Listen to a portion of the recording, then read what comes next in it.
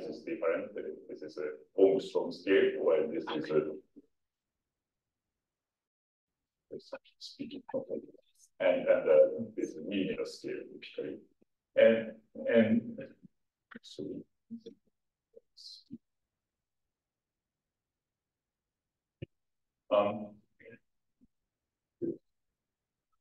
okay, so yeah, so because of the difference in the size, the energy scales are totally different, and also the dipole moment of our artificial atom is much larger than a natural atom. So that's why our qubits more strongly couples to the electron, which allows fast operations of our qubit. Okay, so however, we have decoherence in our system. So our qubit is surrounded by a number of enemies around in the environment. So the qubits can reduce into photons or phonons or other excitation in their surrounding circuits. And also the qubit couples to the impurities and spins and all the other microscopic things. So this decoherence has been a big issue for the realization of superconducting quantum computing. And when we started working on it around 2000, the coherence time of the qubit was less than nanosecond.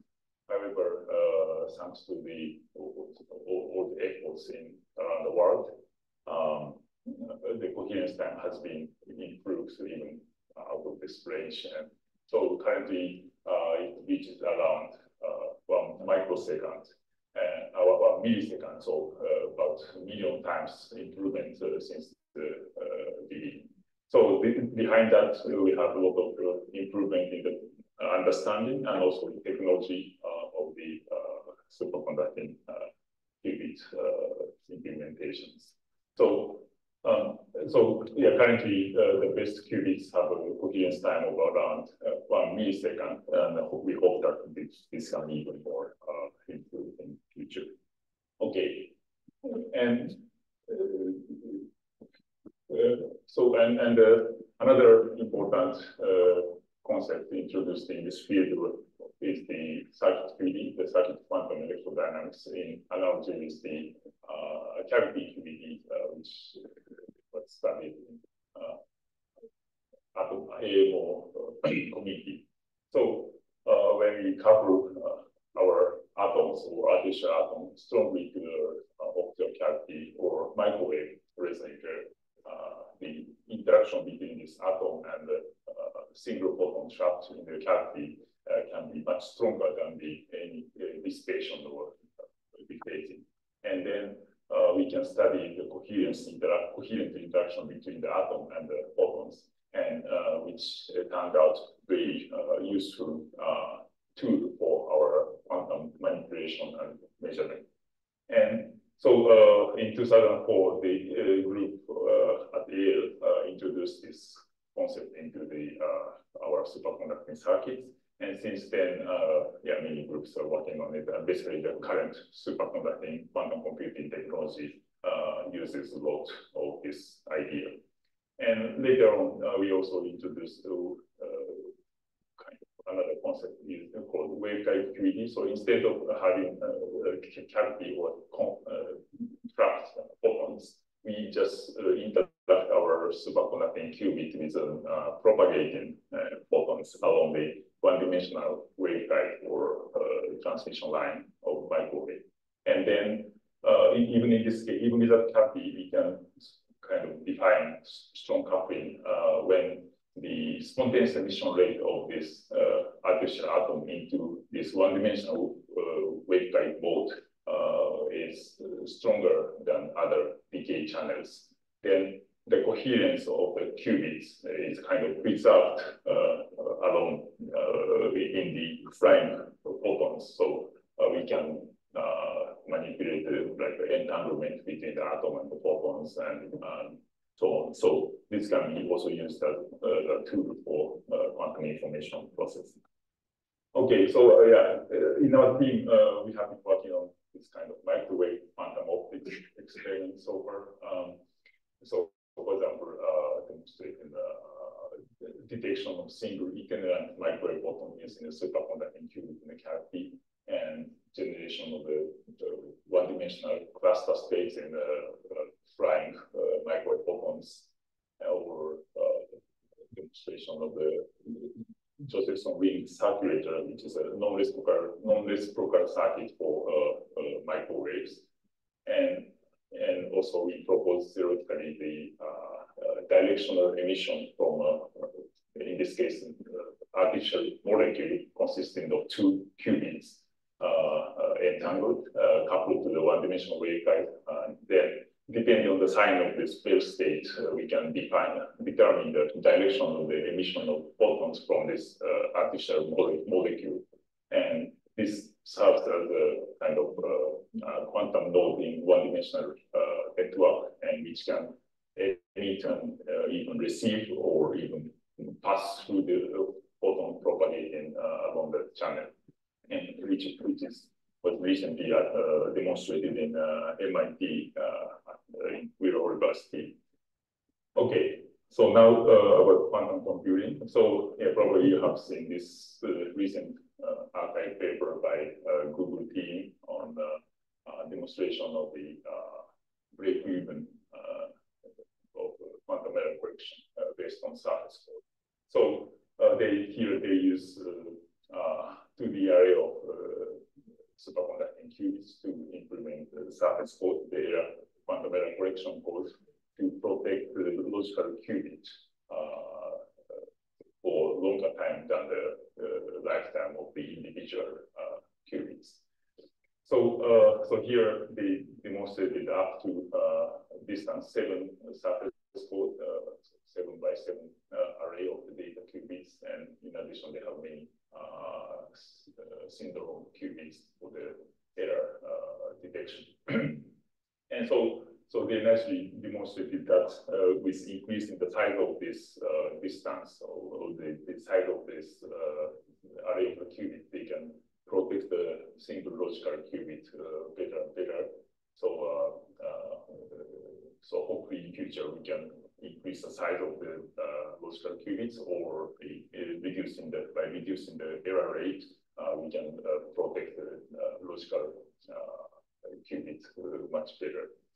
And for that, we define to need that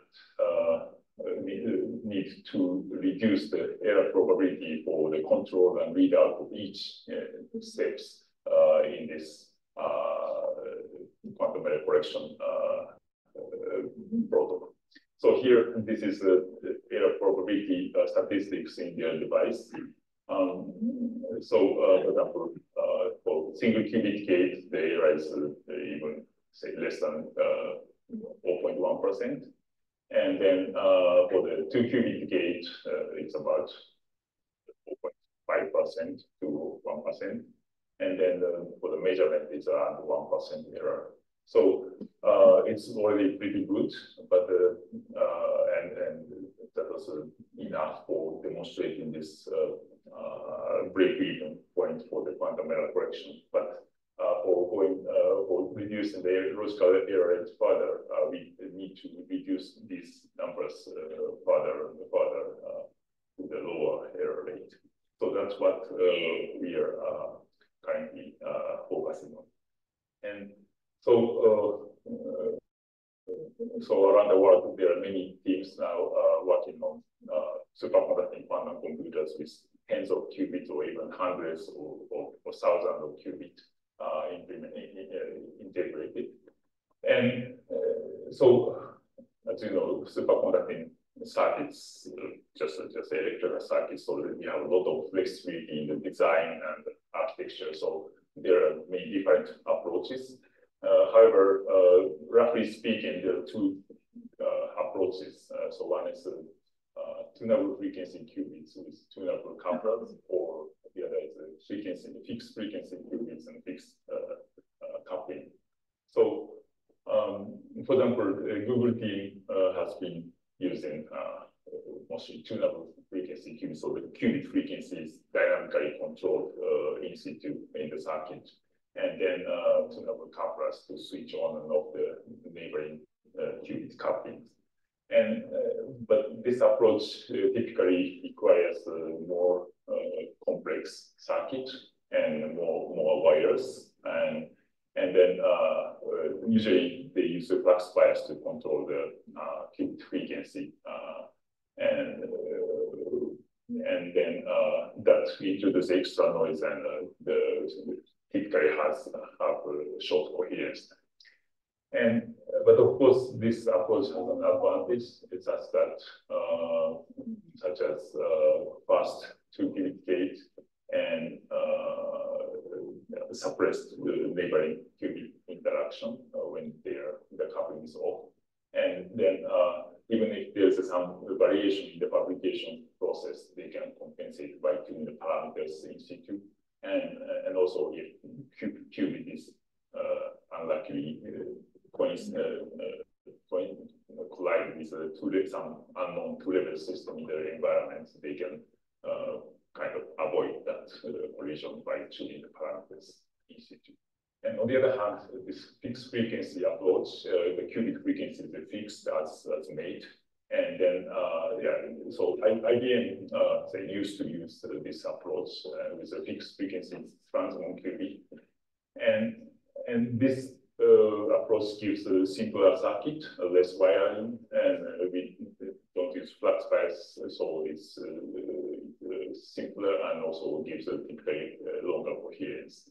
On the other hand, the 2-qubit gate driven by microwave pulse is relatively slow, and the fixed coupling means even if we detune the qubit, neighboring qubits, there is still a small amount of residual interaction. And because it's a fixed frequency qubits, if by the variation in the fabrication of the circuit, the qubit may collide to each other in frequency, and then there'll be a problem for the gate fidelities and so on. And also, if two-level systems hit the qubit frequency, then there's no way to escape from that. Okay, so there are pros and cons, of course, and then you have to make compromise and trade-off. And so, yeah, recently many groups are also combining this concept into, for example, like a fixed frequency qubits and tunable couplers in between, like a recent approach by IBM. And of course, there are other approaches like using like a bosonic mode, so using harmonic oscillators instead of two-level system to encode the quantum information, and then use those modes for storing and manipulating quantum error correction code. Okay, so our approach at RIKEN is still this fixed frequency fixed coupling because we want to make it as simple as possible. So this is what we are working on that. And so here we have the silicon substrate with 2D array of superconducting qubits. It's a square lattice of transmons. And then this chip has many superconducting silicon vias connecting the top ground plane and the bottom ground plane to stabilize the grounds and then suppress microwave crosstalk and unwanted spurious modes. And then we decided to bring all the wires from the backside in the vertical direction. So, you know, if we introduce those control and readout wires on the surface of the 2D chip, with the increase in number of qubits, the wiring becomes very complicated and difficult. So that's why we brought the cables from the backside, from the vertical direction, and to make it as scalable as possible. So this is all microwave controlled and all microwave readouts. So we introduce only microwave pulses for control and readout, and that's why they are all partial cables coming from the backside, touching to the backside of the chip. And then on top of the chip, we also have a flipped chip cover. This is a superconducting metallized silicon substrate. So to suppress crosstalk between qubits and also the spurious mode about the chip. Okay, so these are chips we have made. So this is 16 qubit chip. This is 64 qubit chip. In this case, 2 centimeter by 2 centimeter and 8 by 8 qubit array. So they are fixed frequency transient qubit, simplest qubit we can think of. And then the qubit nearest neighbor capacitively coupled. So this is a zoom up of the chip. So as you see, this is a sort of unit cell in our architecture. So this 2 by 2 array lattice of qubits comprises our unit cell. So we can tie this unit cell into a larger array just by copy and paste to make a larger system. So in that sense, it's very scalable design also. And so yeah, we have a qubit here. In this case, it's a concentric transmon qubit with the center island and the outer ring connected via a Josephson junction. And then we have readout resonators for each qubit, and then filter resonator coupled with four readout resonators. So this is a frequency multiplexed readout circuit.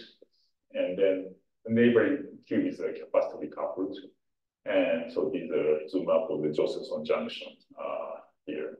So Josephson junction is of course like a 200 nanometer by 200 nanometer square, but the qubit itself is like 0.5 millimeter. It's a big size qubit, and the pitch is in average 2 millimeter pitch between the qubit. Okay, so and this chip has a structure also on the back side.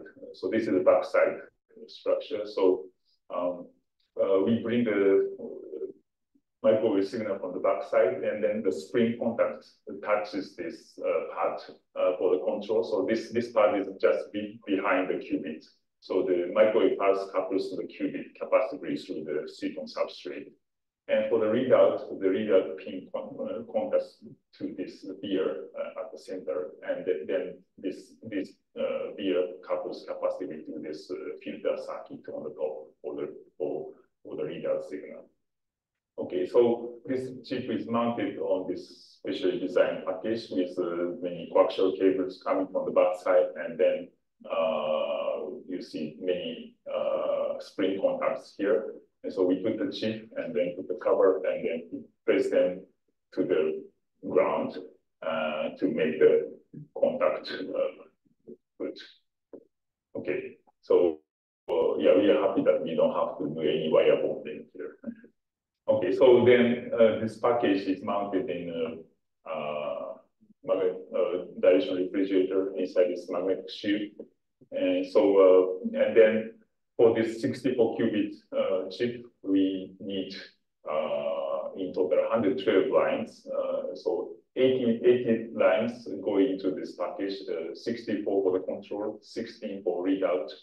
And then in addition, we have a pump line for the parameter amplifiers, and then out line. So in total 112. So I would say this is a kind of a minimal number of wires for controlling 2D arrays of qubit. So compared to other groups, the number of wires is much more. Okay, so this is embedded in the refrigerator and cooled down to 10 millikelvin. And we also developed our own control electronics together with our collaborator in Osaka University. And then later they started up a company on this electronics. And so this is a FPGA-based controller generating all synchronized precise amplitude, precise phase microwave pulses, and also detect reflected microwave pulse for the readout. Okay, so this is our system. And so as I said in the beginning, what is important for us is the how precisely we can control and read out the qubit for implementing quantum algorithms and quantum error correction. So these are fidelities we have achieved so far. So I have to admit that this is still the best values, not the average values.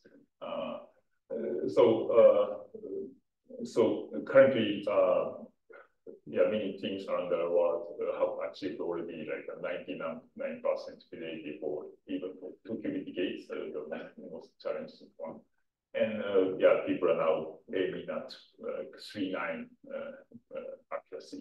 So we are also pushing this limit, and we are happy that we recently achieved readout fidelity, single shot readout fidelity more than 3.9, and single qubit gate is easy to go beyond 3.9 or even close to 4.9, and a 2 qubit gate because we are using fixed frequency, fixed coupling, capacitive coupling, and uses so-called cross resonance gate, which is a microwave induced parametric gate, and that's why this is relatively slow, and that's why the fidelity is to 9 level. Okay, so let me show you that. Okay, so our recent progress, one of our recent progress is this high fidelity readout. So here, this is a 16 qubit chip for this experiment, and this is a zoom up of this unit cell. So you may notice that this design has been drastically changed from the previous one. We are actively updating the design currently, and so here instead of using coaxial transmon, we just use a single-ended transmon. So this transmon electrode is connected to the ground via a single Josephson junction. So this is not floating qubit; it's a grounded qubit in a sense. Okay, and then the readout circuit has been redesigned. So instead of having one common filter resonator in the middle, now we have 4 dedicated resonators for each readout resonators. So by doing that, and also by designing this coupling between the readout resonator and the filter resonator properly, we managed to implement 4-port frequency multiplex simultaneous readout of those 4 qubits. So schematically, it is like that. The microwave pulse comes from the central port and then distributed into 4 branches, and then reflected by the readout resonator, whose frequency is shifted by depending on the state of the qubit. And then the reflected pulse is collected again back to this same port, and then we do the heterodyne measurement. Okay, and this filter resonator is used to protect the qubit from the decay through this readout port. So, as I said, this design of the readout resonator and the filter resonator is something new here. So we coupled those 2 resonators through this parallel coplanar waveguide.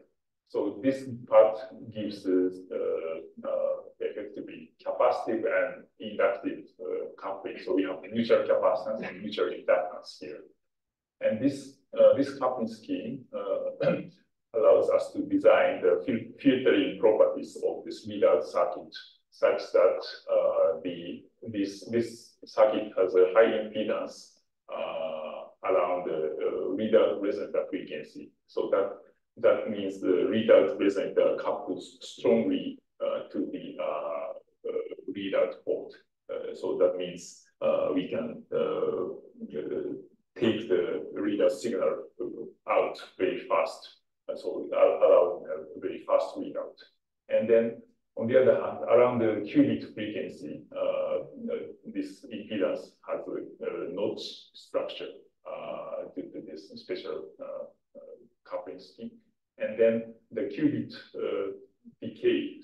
channel is strongly suppressed because of this filter property. So that's how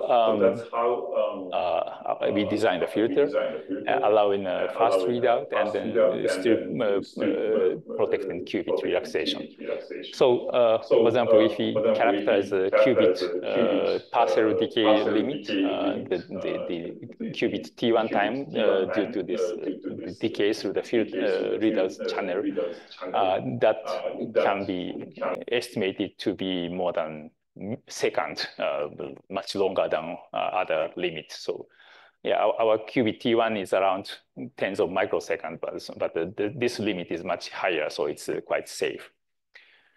Okay, so thanks to this design of the filter and readout circuit, we achieve the qubit single shot readout, 4 qubits simultaneously within 56 nanosecond readout time. And then in the best case, more than 99.9% fidelity. And even in average, 99.7% fidelity. So if you compare this with other results, so this is a plot from Andreas Warsa's team's paper.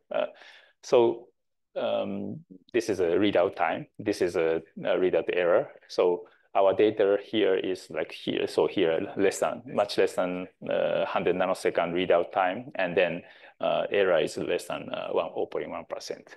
So this fast and accurate readout is very important for quantum error correction protocol, because we have to do the mid-circuit measurement many times and to get the syndrome information.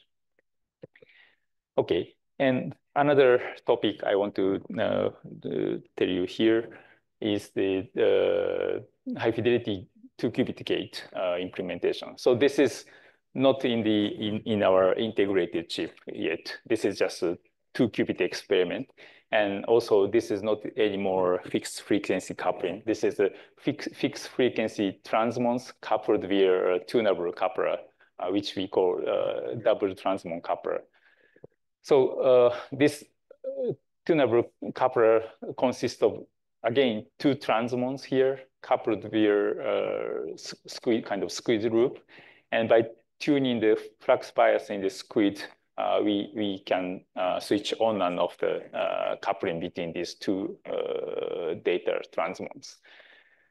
And this coupling circuit looks a bit complicated, but basically we have two transmon qubit interacting. So we have two hybridized mode, symmetric and anti-symmetric hybridized mode of these 2 transmons, making a kind of a frequency independent transmon-like mode, and then frequency-dependent flux qubit-like mode.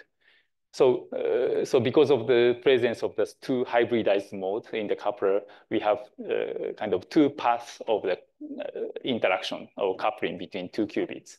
And so the total effective coupling is written like that, two paths.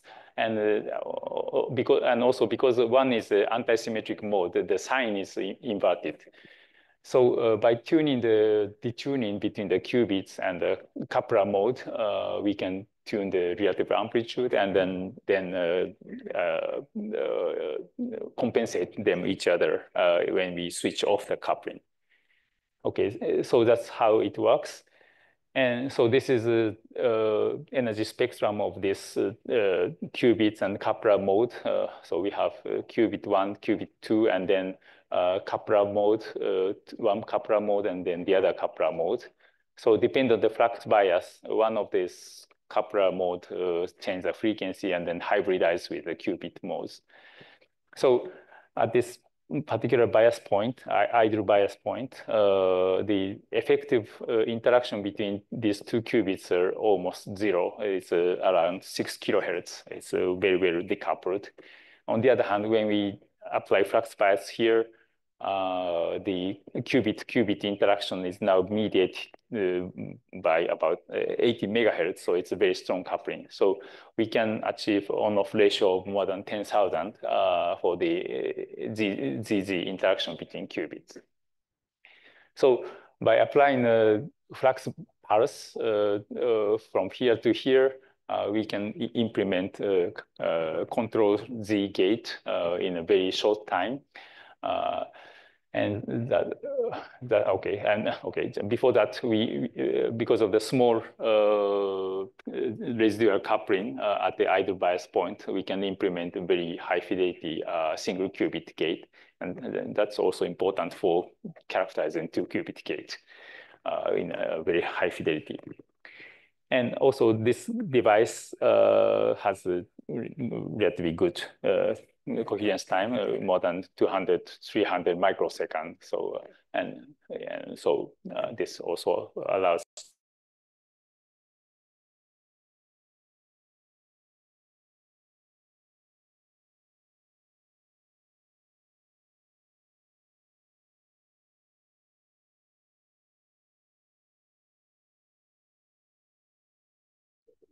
error amplification protocol to characterize the remaining error, and also we need to use the kind of machine learning type optimization to optimize the shape of the flux bias pulse within 48 nanoseconds to fine-tune the fidelity of the gate. So in the end, we actually streamline to gate fidelity for the two qubit gate within 15 nanoseconds. And then we also characterize the leakage is very small, leakage to the alpha state or excitation of the coupler. And also it turned out this coupling is very stable for long time. Okay, so we have not yet implemented this scheme into our large-scale array, and but that's our hope.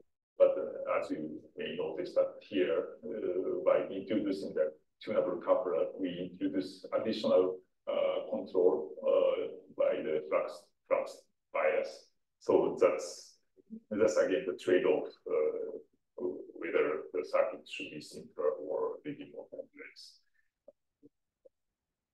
And yeah, another thing we are working on is the development of the parametric amplifiers for the better readout, better amplification of the readout signal.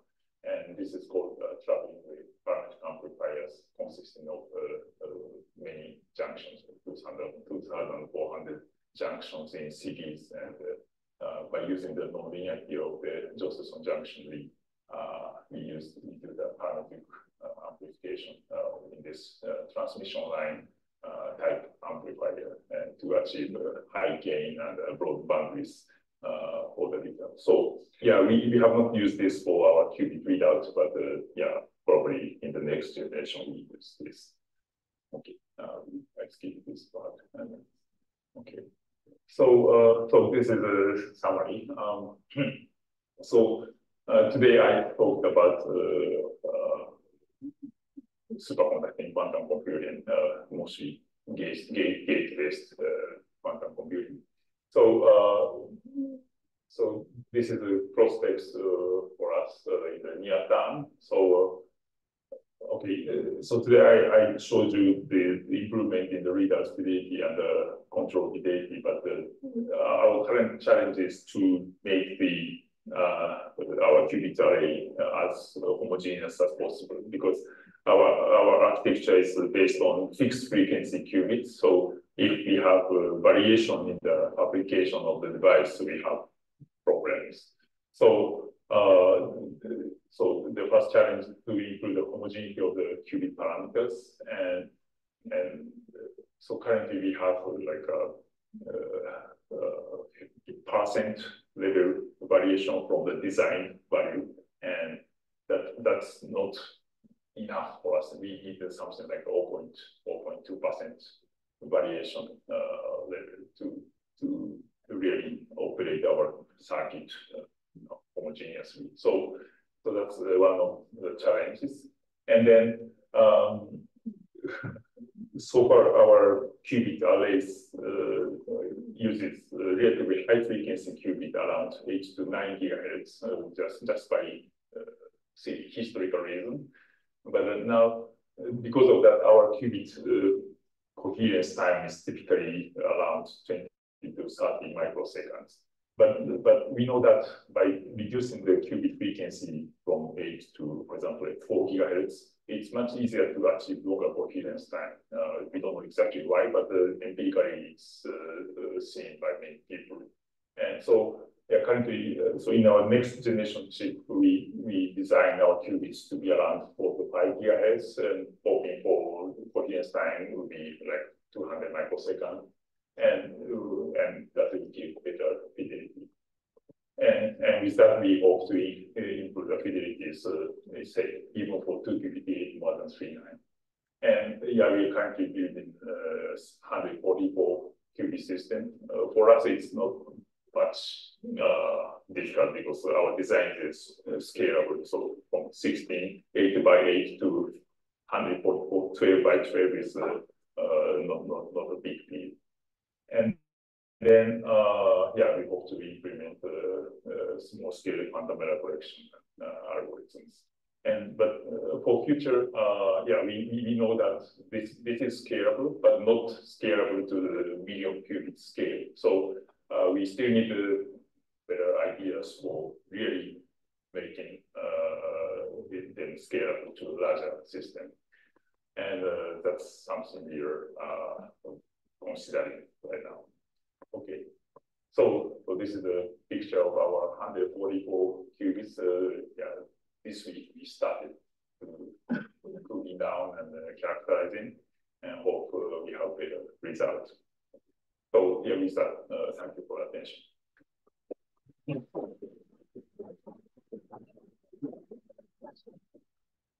Thank you very much for your presentation. Very nice results. So, time for questions.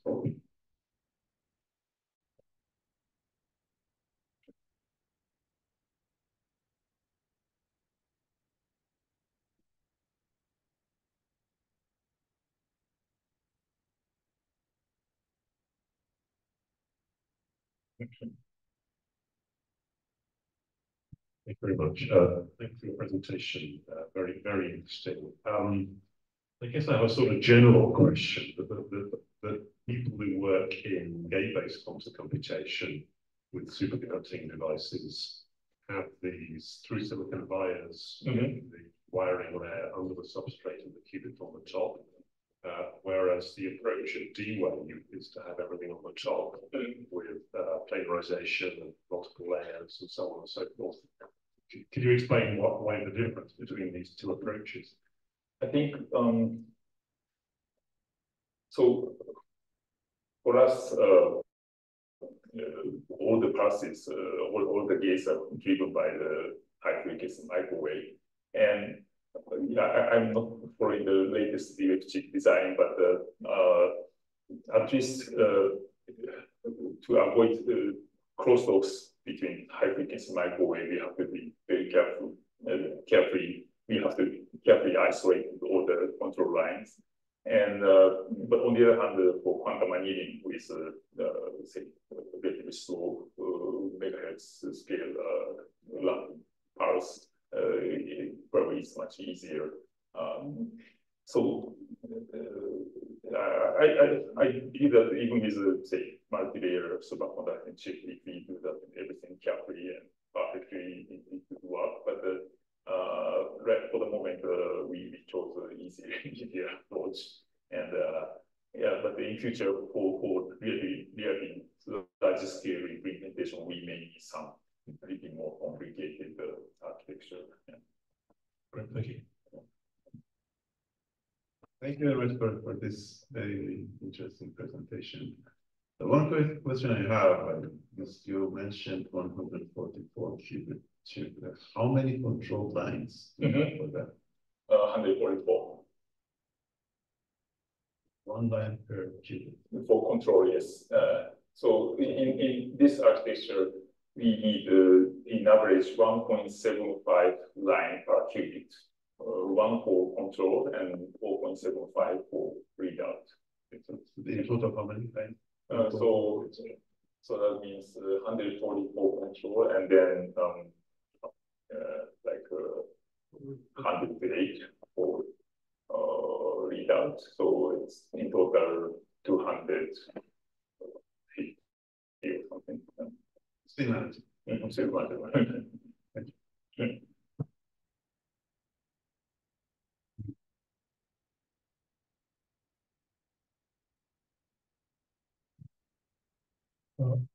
Practical question, how large is the 64 qubit chip? Okay. It's about 4 by 4 No, centimeters? it's 2 by 2 centimeters.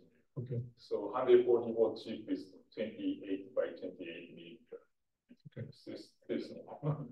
But if you want to build a chip with, say, 1,000 qubits. 1,000 is like maybe 60 by 60. Still doable on, yeah, barely fit on 3-inch wafer, maybe 4-inch wafer. So the chip is okay. But the problem is the wiring. Yeah, so and electronics. Any plans to move the control down to the cryostats? So any plans to move the control to that? Yeah, that's of course the possibility. Like Cryo also SFQ. We are not working on that by ourselves, but of course we are interested in. Yeah. Thank you. Oh, we are already out of time, so let's thank again the speaker.